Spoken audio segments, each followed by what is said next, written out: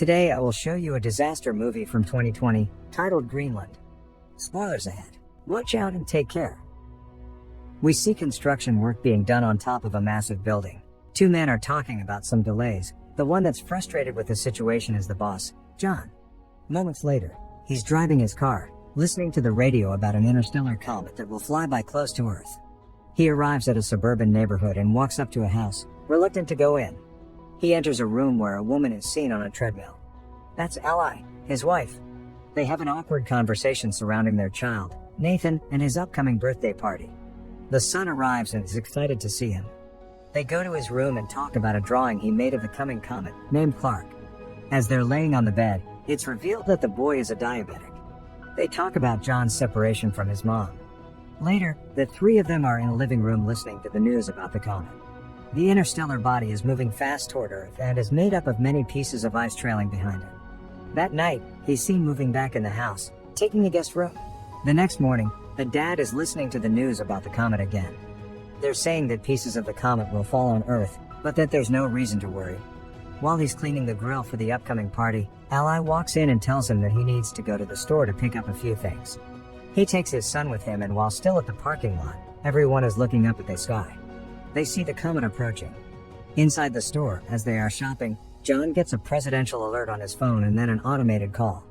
No one else in the store is getting the same alert. He is informed that him, along with his wife and his son, are chosen for emergency shelter relocation. The same alert is shown in the house TV, but Ally doesn't see it. John quickly leaves the store with his son.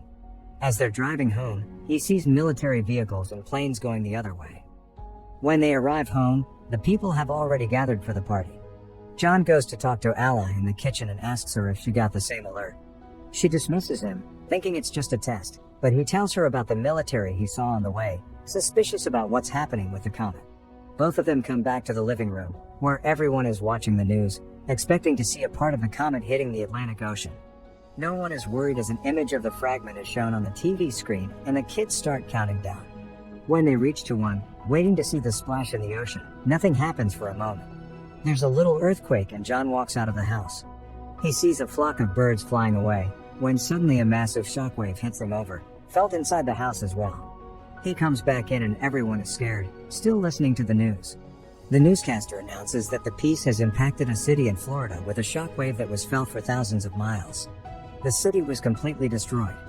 As an orbital shot of the comet hitting is being shown on the news, the people wonder if more pieces will hit the planet. John gets another presidential alert. The call plays on both his phone and the TV, so everyone can see what the message says. None of the others are getting the same message, which states that John can't take anyone else to the shelter, except his family. He gets a security code to enter the plane on his phone. The others leave in a panic. John and Ally are packing, worried if they'll have enough insulin for the boy. The child asks about his grandpa. Ally is preparing food and listening to the terrifying news, as John goes to get Nathan, who says that the sky is on fire. Pulling out of the driveway, they see that none of their friends got the same call. One of them tells the family that the news is reporting that a huge piece of the comet, called Planet Killer, will hit the Earth in 2 days. As they are leaving, another neighbor runs to them, begging to take their daughter.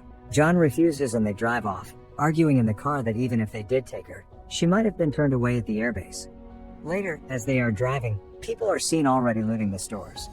Suddenly, they drive up to a massive traffic jam on the highway and John goes the other way, taking a side road. They're listening to the news on the radio, saying that there have been more impacts than others are expected, which might take out entire cities or even cause an extinction-level event. They arrive at the airbase, being guarded by the military. People are gathered around the doors because they're not being allowed in. The family pushes through the crowd and is allowed entrance with the barcode they received.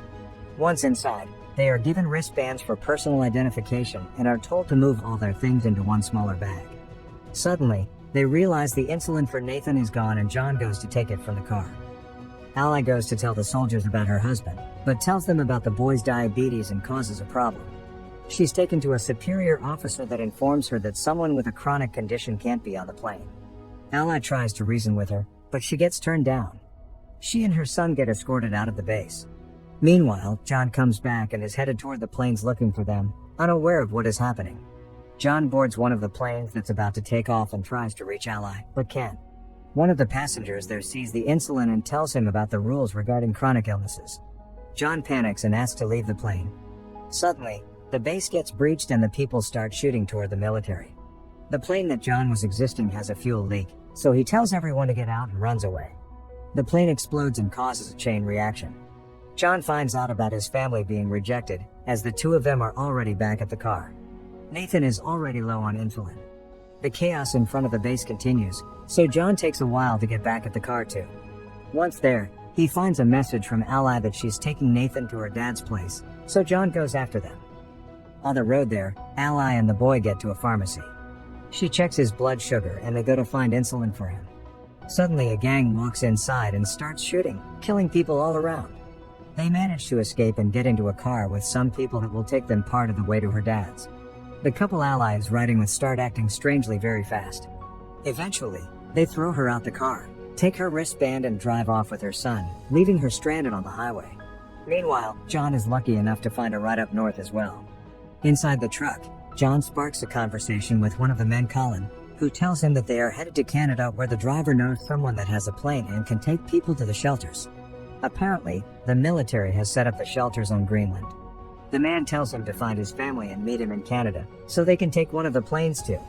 Another one of the people in the truck eyes John's wristband and demands that John gives it to him, but when he refuses, a huge fight unfolds. The fighting causes the truck to swirl and crash, throwing the people from the back out.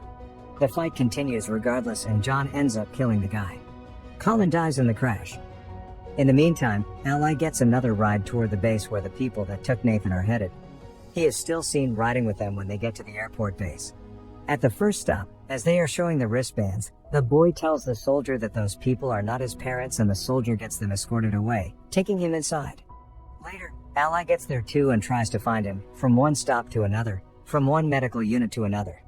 She finally finds him and she's informed that he's been given insulin. The nurse says she'll help Ally find a military transport to her father's city and that she will stock her with medicine for Nathan. John breaks into a house for some water and food. He checks the news immediately, only to see that the main impact is expected in just under 24 hours.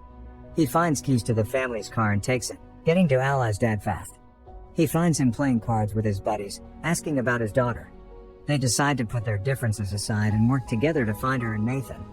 Meanwhile, the two of them arrive at a gas station and call the house.